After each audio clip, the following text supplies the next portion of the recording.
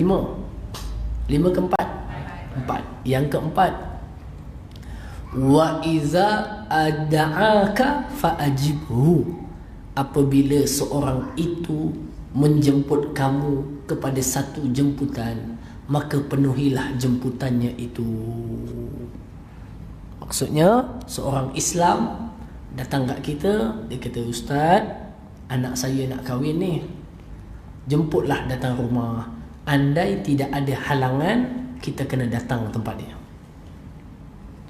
Kalau tak, tuan-tuan, sebut awal-awal siap-siap. Tuan, kalau saya lapang, tak ada halangan, saya datang. Kalau tak, saya minta maaf. Contohnya, bukan hanya walimah, kalau dia jemput akikah anak dia, cucu dia, sekalipun kita kena datang. Ataupun dia buat jemputan lain, dia jemput kamu datang. Selagi majlis itu pertama tak ada halangan untuk kita pergi, seperti alasan kesihatan dan sebagainya, ataupun kerana majlis itu tidak terdapat padanya unsur-unsur maksiat dan dosa. Contoh, dia jemput kita ke majlis meraihkan kelahiran cucunya, maka sebab gembira, tuan-tuan, sudah 10 tahun menantikan cucu, tak sampai-sampai, akhirnya cucunya sampai, gembira tak terkata, dia pun jemput penyanyi dangdut daripada Indonesia, buat majlis dangdut sekali, meraihkan kelahiran cucunya. Siang tu baca Quran dah, berjanji sekali. Malam tu dia buat dangdut, dia jemput kita malam, tuan-tuan. Lepas dangdut, kedai kepang pula, kan? Jadi waktu tu kita tahu majlis seperti itu ada dalam tentatif, tak wajib kita hadir. Benar? Baik. Seandainya seorang Muslim menjemput kalian kepada satu jemputan, maka mesti penuhi jemputan itu sebagai hak seorang Muslim. Okey, tuan-tuan, bayangkan tuan-tuan, kita ada adik-beradik, saudara mara lah, senang kata. Ada saudara mara. Saudara mara kita ni, kalau kita jumpa hari raya je, tiba-tiba anaknya nak kahwin, dia jemput kita. Kita adik-beradik dia, tapi dah tua-tua lah, tuan-tuan, umur 40-50, dia jemput. Kita ni sanggup datang daripada Muar, pergi ke, contohnya, pergi ke mana yang jauh-jauh sikit, Mersing lah, tuan-tuan. Mersing kan, kat Mersing, pergi Mersing. Dia pun tengok, tuan-tuan, kita datang. Memanglah dia takkan cakap apa-apa yang ni, tapi dia tengok kita datang. Apa yang terhubung? Persaudaraan itu semakin kuat, rasa kasihnya pula semakin tinggi. Faham, tuan-tuan? Bukan kita datang kerana apa, ni pun ada satu perangai orang kita. Kita datang supaya dia datang balik majlis kita. Yang tu masalah. Sebab apa? Tengok, tuan-tuan, dia punya otak dia apa? Dia fikir bawah dia ni ada anak lagi 2 orang belum kahwin. Tengok, dia kata, ni kalau aku tak pergi ni, besok anak aku 2 orang lagi kahwin, mesti dia tak datang. Maksudnya, kalau anak dia semua dah kahwin, jemputan datang, dia kata, tak apalah, tak payah pergi pun tak apa, bukan ada jemputan lagi kita. Jangan. Kita pergi dan hadir kerana gesaan daripada Nabi SAW, yang mana anjuran ini boleh mengukuhkan hubungan persaudaraan Islam, boleh menguatkan komuniti masyarakat Islam, boleh mengukuhkan dan menguatkan kehidupan orang Islam, boleh menyemai kecintaan, mahabbah di kalangan orang Islam. Tuan-tuan, kalau saya dapat anak, contohnya, saya buat akikah, tiba-tiba Haji Latif datang, tuan-tuan, saya jemput ayam je, tuan-tuan, ajak ayam, orang muda kata, tuan-tuan, Ji Meh datang betul, tuan-tuan. Apa perasaan saya? Perasaan saya suka, padahal tak ada hubungan saudara pun dengan dia, contohnya. Maka perasaan kasih itu berputik, itu yang dianjurkan dalam Islam. Kerana apa? Kamu akan mendapati masyarakat Islam akan bersatu, kuat, berkasih sayang, kukuh. Kesatuan masyarakat inilah yang dituntut di dalam Islam. Bukan sebab balas-balas ya. Jangan sekali-kali. Anak dia, ini anak yang akhir, anak aku ada 2 lagi, mesti kena pergi. Bila anak dah habis, dia kata tak apalah. Oh gitu pula, macam jual beli pula, tuan-tuan. Okey, baik. Tuan-tuan muslimin muslimat yang dimuliakan. Yang ke-5, wa iza marida fa'udhu. Apabila seorang itu sakit, seorang Islam, saudara kamu itu sakit, fa'udhu, maka ziarahlah dia. Ziarah dia. Ni tuan-tuan, geng kuliah duha Masjid Parit Setongkat. Tuan-tuan, Masjid Parit Setongkat. Tuan-tuan, ada Masjid Parit 3 tongkat tak? Belum ada lagi 1000 tongkat pun belum ada lagi, tuan-tuan. Baik, Masjid Parit Setongkat. Tuan-tuan, geng kuliah duha, tuan-tuan datang ke sini. Yang biasa ada ni tuan-tuan memang kenal muka dia. Tapi minggu depan buat kuliah duha, tuan-tuan tengok, mana orang ni biasa ada tiang ni biasa memang tiang dia. Tuan-tuan, dia setiap masjid ni tuan-tuan, dia dah cop dah. Kalau kuliah aja, yang ini tiang haji ni, yang itu tiang haji tu. Tahu dah. Memang dia punya. Booking tahunan. Tuan-tuan. Tapi bila kita datang minggu depan punya kuliah, tengok tiang ni tak ada tuannya. Datang kuliah lagi duha kedua, tengok tiang ni tak ada juga. Datang kali ketiga, tengok tiang ni tak ada orang lagi. Kita pun tanya kat kawan kita, haji tu yang tiang ni milik dia ni, mana orangnya? Janganlah meninggal dulu, nanti dulu, tuan-tuan. Maka kawan ni pun kata, dia kata, oh, dia sekarang ada dekat Wat, sakit, buat bypass. Tuan-tuan dengar tu, dia sakit, maka seorang Islam kepada seorang Islam dituntut untuk ziarah dia. Ziarah. Sama muslimat macam tu juga. Tengok 2 hari 3 hari tak ada, ziarah. Inilah perangai orang-orang salaf, salafus soleh generasi awal. Tuan-tuan, dan tanyakan sebab seorang yang kita selalu tak nampak, itu ada satu sunnah yang mulia. Nabi SAW ada seorang wanita, tuan-tuan, kerja dia ni, wanita ni orang lain tak pandang, macam biasa je. Kerjanya sapu masjid. Sapu masjid kerja dia. Tuan-tuan, kita kalau ada orang kerja sapu masjid, tuan-tuan, volunteer, tak ada gaji daripada masjid, dia datang disapu, bersihkan tandas, siapa pandang dia? Tak ada orang pandang dia. Yang penting tempat tu bersih. Nabi kita ni, tuan-tuan, adalah seorang manusia yang sangat hebat, sangat mulia, sangat berakhlak, sangat luar biasa. Satu masa bila Nabi ke masjid, orang perempuan ni tak ada. Sahabat macam biasa je lah. Sahabat macam biasa je. Maka Nabi pun tanya, mana wanita yang selalu menyapu di sini? Nabi tengok tak ada, Nabi tanya. Tuan-tuan, tanya itu bagi orang yang selalu kita tak nampak, ada satu sunnah yang mulia. Maka sahabat berkata, wahai Rasulullah, ada apa-apa ke dengan perempuan tu? Maknanya kami ni macam biasa je. Maknanya kami tengok orang perempuan tu macam biasa je, kerja sapu sampah, bersihkan masjid, tak ada apa. Tuan-tuan, Nabi punya penghargaan kepada seorang manusia, perempuan tua, tuan-tuan, atau seorang perempuan, wanita yang kerja bersihkan masjid, tuan-tuan. Nabi kata, mana? Rupanya diberitakan kepada Nabi, sahabat tanya, orang itu telah meninggal dunia. Maka Nabi kata, di manakah kuburnya, tempatnya? Nabi sama-sama Nabi solatkan ataupun Nabi doakan dia. Nampak tak, tuan-tuan? Nabi itu seorang yang sangat ambil berat terhadap orang lain. Macam tu juga kita, tuan-tuan. Tengok ustaz ni lama tak datang, mana ustaz ni pergi? Tengok, tuan-tuan. Tanya, tuan-tuan, tanya. Tuan-tuan, mana ustaz ni pergi? Kawan ni mana tak datang lama? Tanya. Tanya itu adalah satu sunnah yang mulia. Tuan-tuan, di situ kalau ada orang yang sakit, kita pergi ziarah, fadilatnya sangat besar. Fadilatnya sangat besar. Pahalanya sangat banyak. Okey, baik, tuan-tuan yang dimuliakan Allah SWT, fadilatnya sangat besar ziarah orang sakit. Kalau nak cerita fadilatnya, tuan-tuan, pagi ni kita cerita fadilat, habis kat fadilat je. Fadilatnya sangat besar. Sampaikan hadis menyatakan ziarah orang sakit seperti ziarah Tuhan. Satu hadis menyebutkan, Allah Ta'ala menyebutkan, tapi ini sebagai satu perlambangan, bukan hakikat. Hakikat, nak ceritanya besarnya pahala orang yang ziarah orang sakit seperti mendekatkan dirinya kepada Tuhan. Dalam satu hadis menyebutkan, ya bena Adam maritu falam ta'udni, wahai anak Adam, aku sakit kamu tak ziarah. Maka dikatakan kepada Allah, ya Allah, bagaimana engkau sakit sedangkan engkau Tuhan seluruh alam, Tuhan yang mentadbir seluruh alam, yang mengurus seluruh alam. Maka dikatakan, bukankah hamba-Ku ini sakit? Adakah kamu tak ziarahinya? Yang kalau kamu ziarahinya, kamu akan mendapati Aku padanya. Mendekat kamu kepada Aku, mendapat rahmat Aku, mendapat kasih sayang Aku. Ziarah orang sakit, tuan-tuan.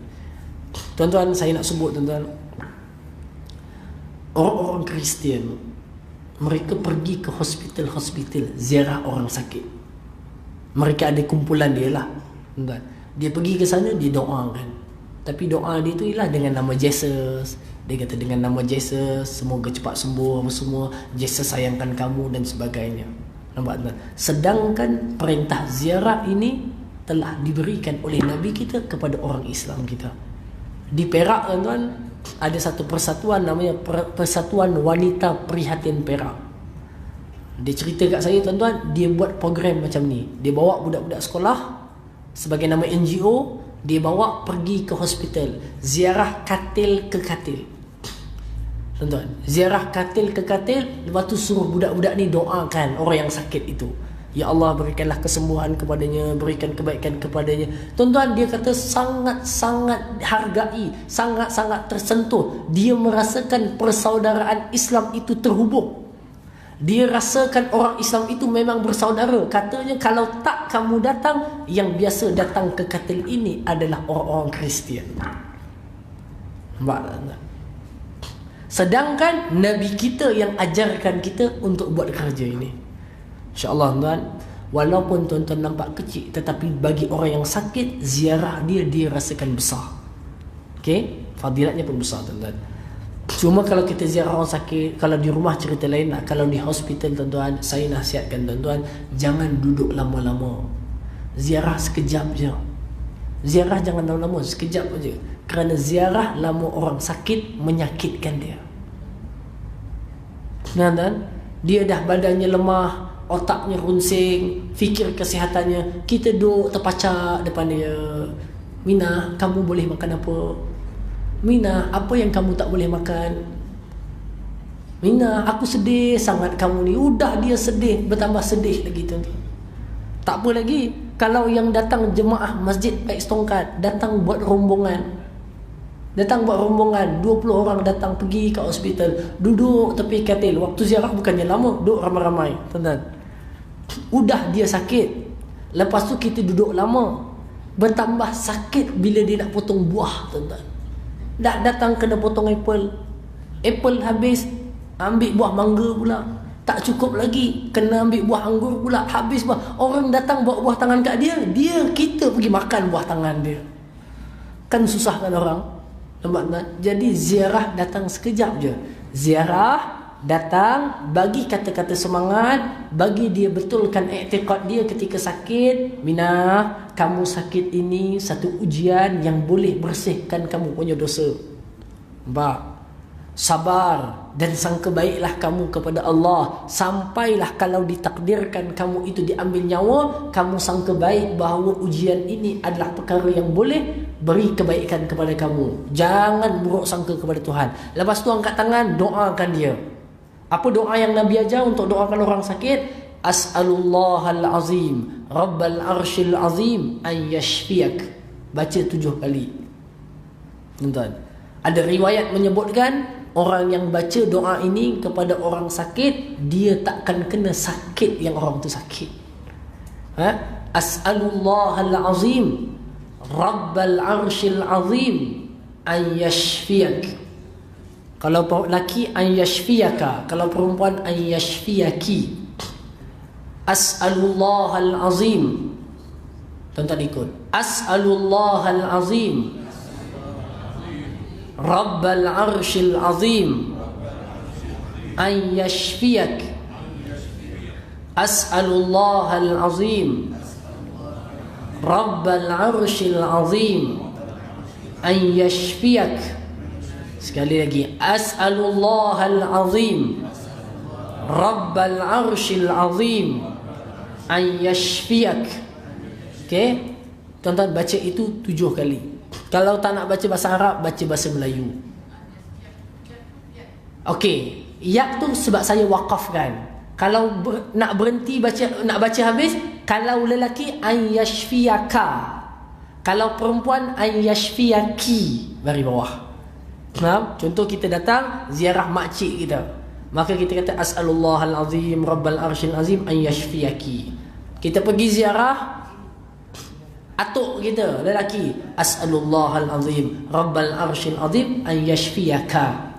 Okey, tuan-tuan, baca 7 kali. Okey. Dah. Seandainya kita rasa panjang lah ustaz nak baca ni, tapi itu kena baca lah. Itu memang kena baca, tuan-tuan. Bacalah bahasa Melayu, doakan apa-apa yang baik untuk dia, semoga diberikan kebaikan kepadanya. Dan satu ucapan yang tuan-tuan baik untuk ucapkan kepada dia, tuan-tuan kata apa? Nanti nak tinggalkan dia ni, nak balik ni, nak tinggalkan dia waktu terlantar di hospital atau di rumah dah terlantar dah, tuan-tuan. Sebelum balik, tuan-tuan kata kat dia, kalau bahasa Arabnya pendek je, boleh hafal terus dah. Tuan-tuan cakap kat dia apa? Ketika nak balik ni, tuan-tuan cakap kat dia, tuhur insya-Allah. Tuhur insya-Allah.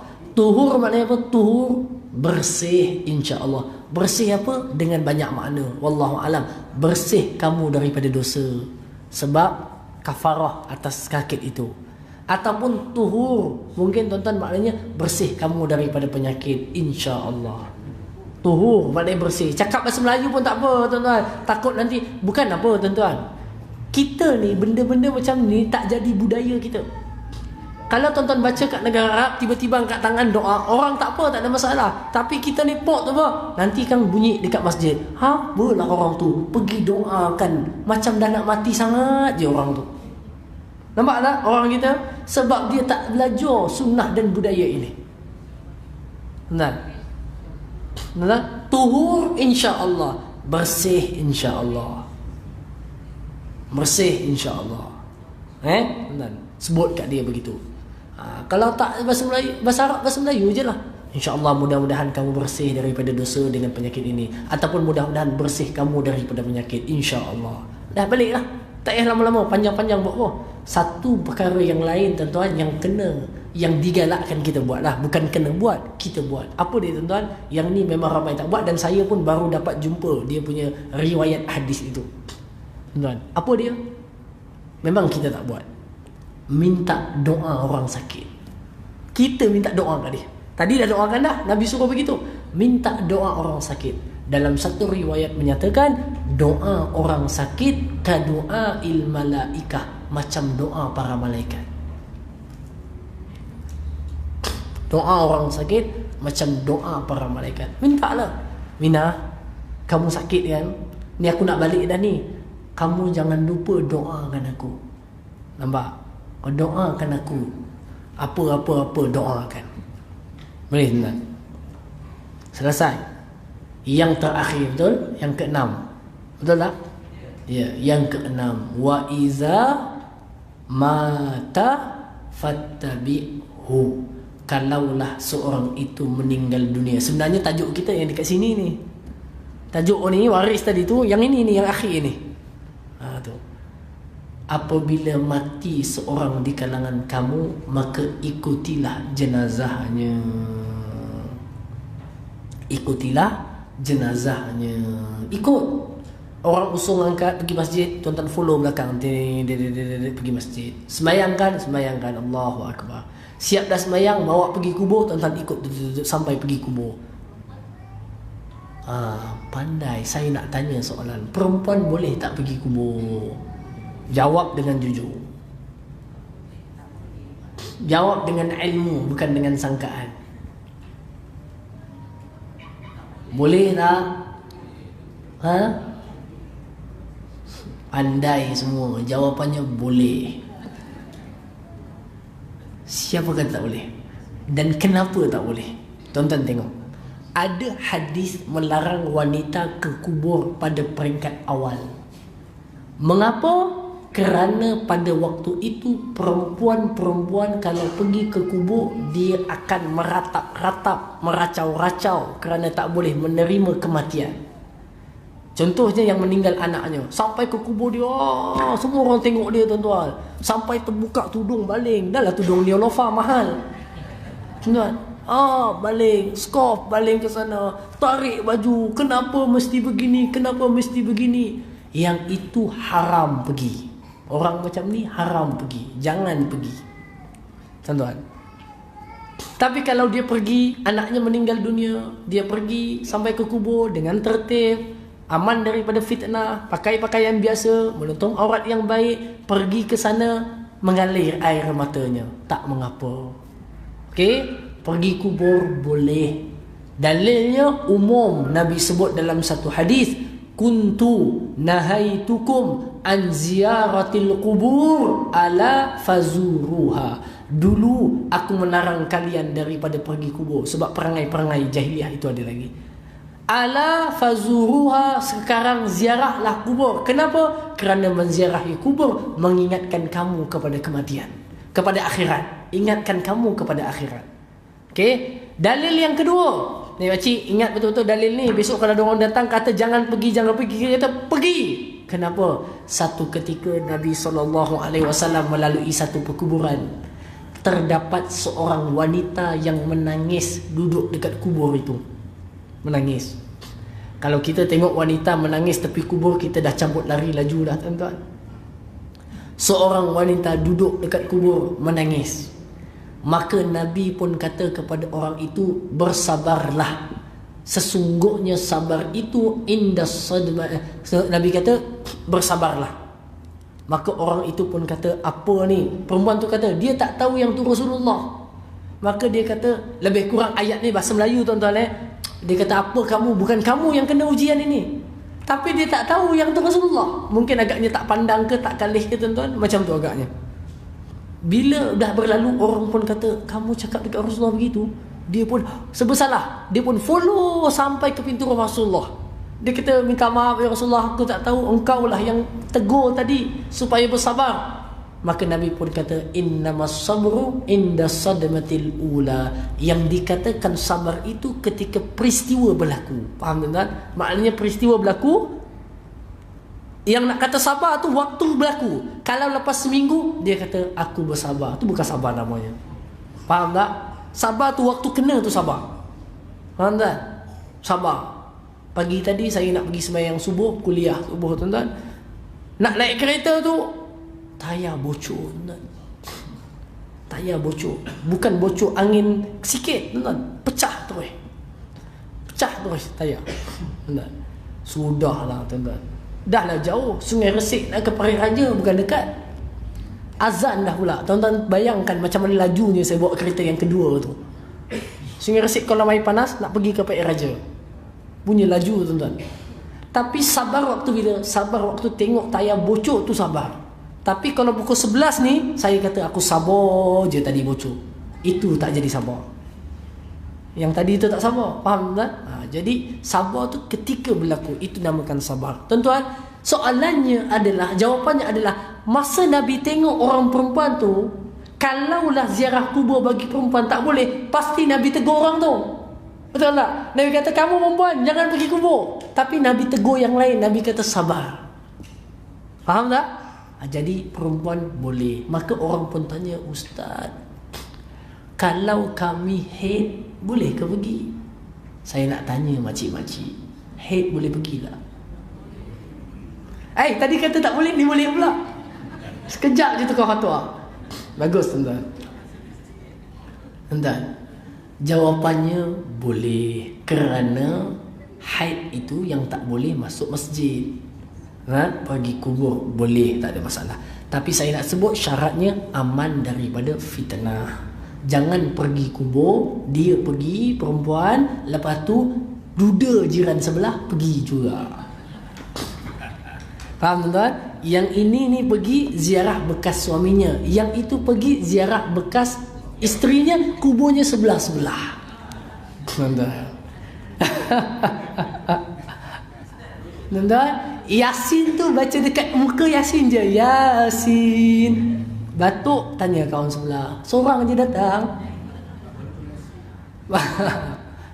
Nampak tak? Hak yang macam tu tak boleh, kerana tidak aman daripada fitnah. Okey, yang tu tak boleh. Datang ramai-ramai. Contoh kalau ada orang mati, anak ni kan perginya ramai-ramai. Ramai-ramai tak apalah. Okey, dengan adab-adab di kubur tu bukan ceritanya sekarang lah, ceritanya akan datang nanti insya-Allah taala. Jadi tuan-tuan, ziarah orang sakit ikut dia itu pahalanya besar. Nabi sebut bagi orang itu ikut pergi sembahyang, bawa ke kubur, baginya 2 qirat pahala. 2 qirat pahala. Qirat ni besar mana tuan-tuan? Qirat ini besar seperti Bukit Uhud. Banyak tak? Besar tak Bukit Uhud? Besar. Tuan-tuan, yang pergi umrah setiap tahun ni tahulah Bukit Uhud besar. Maka begitulah pahala orang yang ikut jenazah. Okey, masuk balik dekat tajuk kita. Harta pusaka. Jadi ikut orang mati. Setelah sampai orang itu meninggal dunia, sampai ke tempatnya, tuan-tuan, uruskan jenazahnya. Habis dah duit gunakan untuk urusan jenazahnya, maka baki ada duit lagi kan? Duit yang baki tadi digunakan untuk bayar segala hutang-hutangnya. Kalau ada hutang, bayar hutang dia. Tuan-tuan, hutang dia dengan imam, pernah pinjam duit imam 300, bayar balik guna duit tu. Dia hutang dekat kedai runcit. Tuan-tuan, hutang dekat kedai runcit, tulis tu, pergi kedai runcit, berapa hutang dia? Ada 450. Beli beras hari tu tak bayar lagi, ambil duit dia, pergi bayarkan dulu. Lagi siapa lagi hutang? Ini, ambil duit dia, bayar hutang dia. Mana yang dapat kita selesaikan, kita selesaikan. Habis dah hutang dia, bayar. Tengok-tengok duit habis, belum selesai hutang lagi, maka warisnya tolong selesaikan. Tuan-tuan, kalau ada baki lagi duitnya banyak tuan-tuan. Macam Haji Latif tuan-tuan, duitnya banyak tuan-tuan, 500,000 saya tahu. Ada tuan-tuan, banyak tuan-tuan. Hutangnya tak banyak, hutangnya ada dalam 1,000 saja. Maka ada baki lagi 499,000 tuan-tuan. 490,000 ada lagi contohnya tuan-tuan. Maka duit yang baki tadi, pergi tengok kepada wasiat dia. Wasiat, dia ada wasiat tak?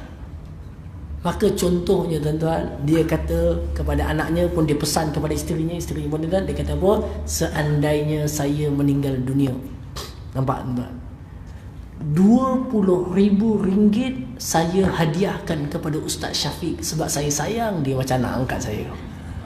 Faham je? 20,000 saya berikan kepada Ustaz Syafiq sebab saya sayang dia macam anak angkat saya. Saya bagi contoh ke Haji Latif, sebenarnya untuk tuan-tuan semua. Faham? Tuan-tuan semua, tuan-tuan kena tulis wasiat untuk saya. Faham tuan-tuan? Contohnya begitu tuan-tuan, tulis. Okey, maka anak waris ni bila meninggal dia dah selesai dah hutang, tengok wasiatnya ada tak ada. Kalau ada wasiat, duit tadi ambil, selesaikan wasiat dia. Selesaikan wasiat dia. Dah habis wasiat diselesaikan, dan syarat wasiat itu mesti tidak boleh lebih 1/3 harta. Jangan lebih 1/3 hartanya. 1/3 boleh, kurang boleh, lebih jangan. Kerana apa? Supaya tidak menzalimi ahli waris. Dia ada anak, dia ada isteri, dia ada mak ayah yang masih hidup, melarat duduk di kampung, tak ada pendapatan, nelayan, bantuan nelayan pula dah kena tarik contohnya tuan-tuan, dah tak dapat duit 300 sebulan. Contoh tuan-tuan, tapi memang betul pun tuan-tuan, contohnya begitu. Amanah Ikhtiar Malaysia pun contohnya tuan-tuan. Jadi dia susah, maka kan ada anak, kan ada mak di kampung, maka duit tadi kalau semua dia bagi dekat wasiat, bagaimana dengan nasib ibu ayahnya di kampung yang telah tua tak boleh bekerja? Bagaimana nasib anaknya yang masih kecil? Maka Islam tak benarkan wasiat itu seluruhnya untuk orang yang dia nak hadiahkan, wasiatkan tadi, mesti ada bahagian bagi ahli waris. Sekurang-kurangnya 1/3 untuk wasiat, lebih tu untuk bahagi-bagikan kepada ahli waris. Kan? 1/3. Katalah nak wasiat untuk sekolah tahfiz, nak wasiat untuk rumah anak yatim, dia nak wasiat kereta dini untuk sekian, laksanakan itu dulu. Dah selesai, baki itu barulah bahagian kepada ahli waris. Okey, ahli waris yang ditentukan bilangannya dapat harta ada 12 orang sahaja. Yang ditentukan kadarnya dalam Quran dan Sunnah lah tuan-tuan maknanya. Tapi ada golongan lain yang tak diceritakan dalam tu. Maknanya yang ada disebutkan bilangan berapa kadar, ada 12 golongan. Tuan-tuan. Dan bilangan yang disebutkan dalam Quran dan juga hadis tentang orang yang dapat harta pusaka ini tuan-tuan, ada 6 pecahan sahaja. 1/2, 1/4, 1/8, 1/3, 1/6, 2/3. 6 jenis pecahan yang ada. Okey, 6 jenis pecahan yang ada. Tuan-tuan. Maka tuan-tuan, setelah itu barulah dia kena tahu siapakah orang yang ditentukan di dalam Al-Quran ataupun hadis mendapat harta pusaka. Boleh? Okey, tuan-tuan. Akhirnya dah 10.30, 10.25. Dah sarapan ke belum? Lepas ni baru nak sarapan. Nampak tuan-tuan? Tak apa tuan-tuan, jangan takut. Kita ada sarapan di luar. Bukan masjid sedia kan. Tuan-tuan kena beli. Tuan-tuan, sebelum kita pergi kepada siapakah tak apa tuan-tuan, mungkin yang terakhir tuan-tuan, orang yang layak terima pusaka 3 golongan. Yang pertama, sebab pusaka itu dapat dengan sebab perkahwinan. Bila dia kahwin je, terhasil daripada perkahwinan itu orang-orang yang dapat harta pusaka, iaitu isterinya atau suaminya. Macam mana boleh terhasil sedangkan isteri ni orang luar, orang asing daripada kaum kerabat, bukan ada hubungan keluarga, orang asing, tetapi kerana berkahwin dia berhak mendapat harta pusaka. Tuan-tuan tengok ni, selagi bila mana berlakunya akad yang sah je, tuan-tuan, Tok Kadi kata sah je tuan-tuan, orang itu adalah berkongsi harta pusaka ataupun berhak mendapat pusaka. Tuan-tuan tengok, walaupun si isteri itu belum disetubuhinya. Faham? Maksudnya apa? Bila akad nikah sah sahaja akad nikah, malam tu tuan-tuan meninggal dunia, lepas isyak meninggal dunia, maka itu adalah isteri yang mendapat hak pusaka. Ataupun seorang yang berkahwin kemudian wa'alaikumsalam dia talakkan isterinya dengan talak 1. Okey, talak 1, maka tertalaklah ia dengan talak 1, dan bagi wanita itu tempoh iddah. Berapa lama tempoh iddah orang yang diceraikan dengan cerai raja'iyah? 4 bulan 10 hari. Yakin? Anda yakin dengan jawapan anda? Ha? 3 kali suci. Okey? 3 kali suci bagi wanita tersebut, tuan-tuan. Dalam tempoh 3 kali suci tu, isteri yang diceraikan tadi, tuan-tuan, dalam tempoh iddah, kalau mati suaminya, dia dapat pusaka. Dalam tempoh iddah, habis iddah je, dah habis. Maknanya dalam tempoh iddah, meninggal suami dia, dia berhak dapat harta pusaka. Kerana apa? Wanita yang berada dalam iddah, statusnya adalah seperti isteri, cuma dia tak boleh bersama saja. Bersama, tidur sekali. Hak dapat sama, nafkah dapat, tempat tinggal kena sediakan. Kalau dia susukan anak, kena bagi balasan dia kena susukan anak, sebab dia dalam iddah. Itu yang isu baru-baru ni, tuan-tuan,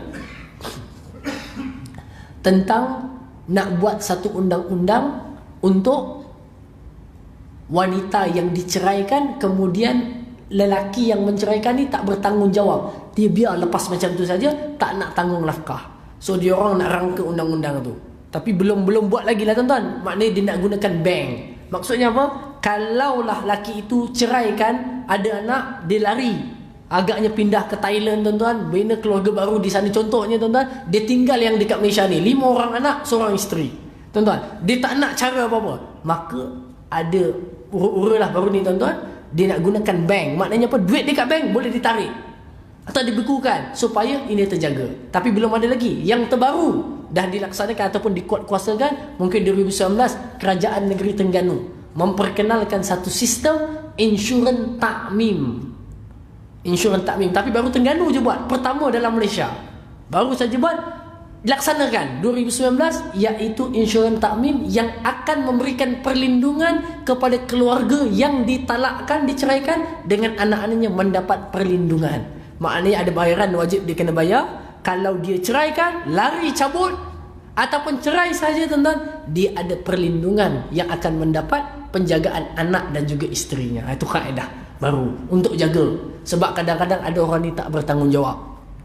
Yang bertanggungjawab baguslah. Yang tak bertanggungjawab, anak dah 5 orang apa semua, cabut lari hilang. Pergi mana? Pergi Mesir, belajar masuk universiti. Baguslah tuan-tuan, tapi itu anak tu bersama, isteri dah habis edah cerita anak tu. Maka tuan-tuan, ada satu skim perlindungan untuk jaga mereka masih kecil. Kalau dah besar tak apalah tuan-tuan. Contoh macam tuan-tuan tengok anak semua, cucu pun dah besar tuan-tuan, kata jomlah kita lari pergi ke Mesir belajar. Tak apalah. Kan cerita lain, dah tak ada tanggungan apa-apa tuan-tuan. Baik, tuan-tuan yang dimuliakan Allah SWT, itu kaedahnya. Iaitu apa? Apa tadi saya sebut? Edah. Yang kedua, sebab harta pusaka itu dapat dengan sebab qarabah, kaum kerabat. Kaum kerabat. Bila ada kaum kerabat, tuan-tuan, kaum kerabat ni ada, kewujudan kaum kerabat ini adalah sebab dia dapat harta pusaka. Contoh, adik-beradik. Contoh, pakcik, makcik. Contoh, datuk, nenek. Itu sebab dia pakai. Yang ketiga adalah sebab penghambaan. Maknanya seorang hamba bila mati, tuan-tuan, tuan dia boleh ambil harta pusaka itu.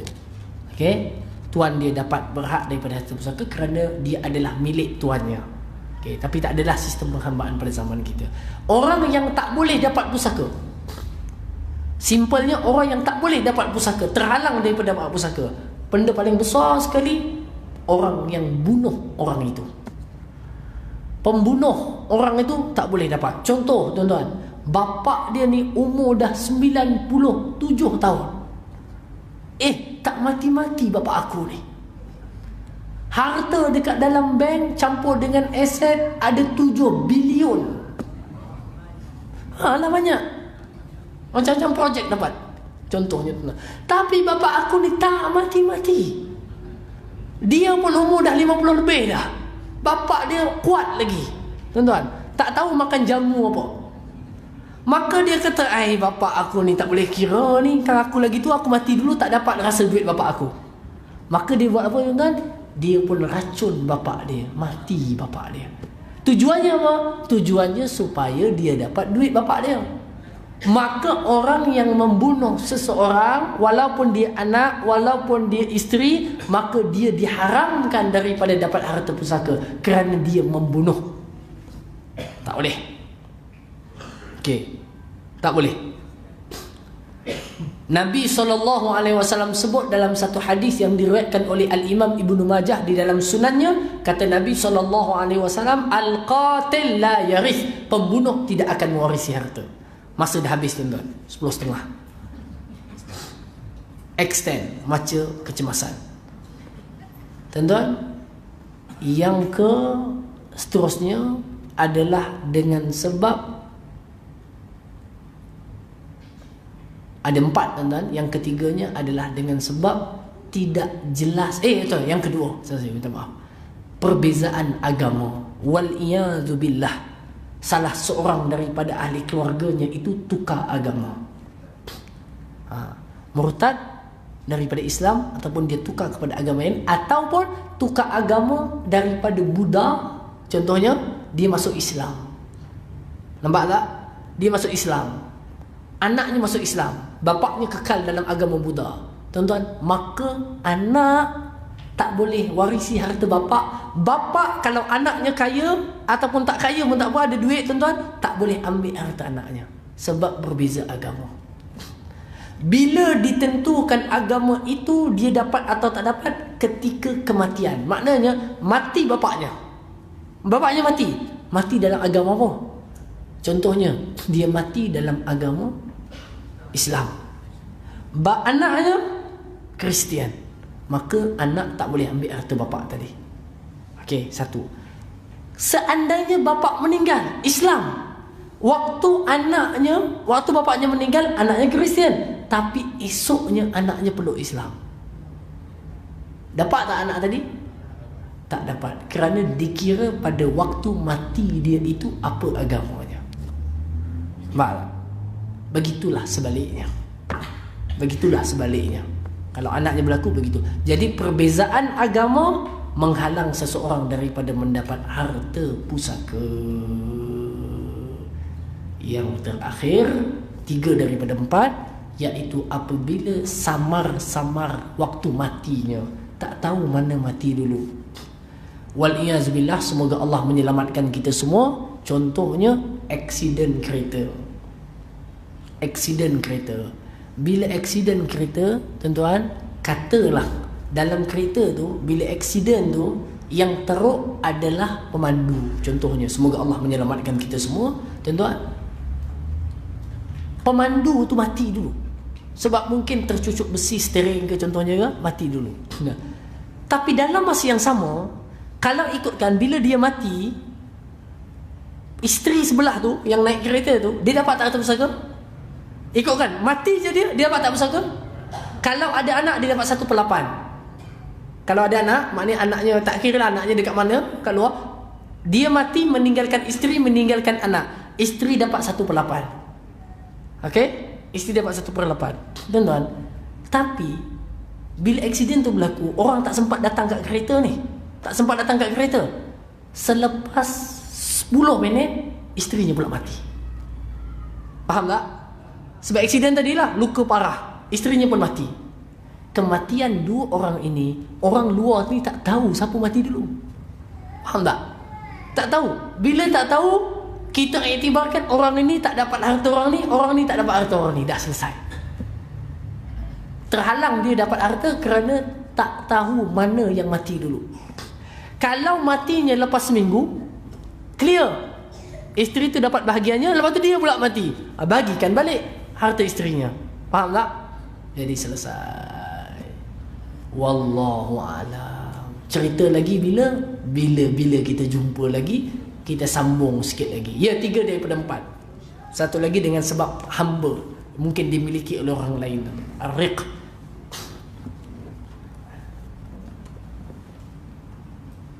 Tuan-tuan yang dimuliakan Allah SWT. Jadi itu saja tuan-tuan, sesempat yang kita ada. Jadi abang rakaman video. Dah habis. Jadi tuan-tuan yang dimuliakan Allah SWT, itu sahajalah kita punya maklumat ataupun pengajian kita tentang faraid. Okey tuan-tuan? Okey. Dah lama tak belajar kan? Tak apa, matikan. Tuan-tuan, dah lama tak belajar.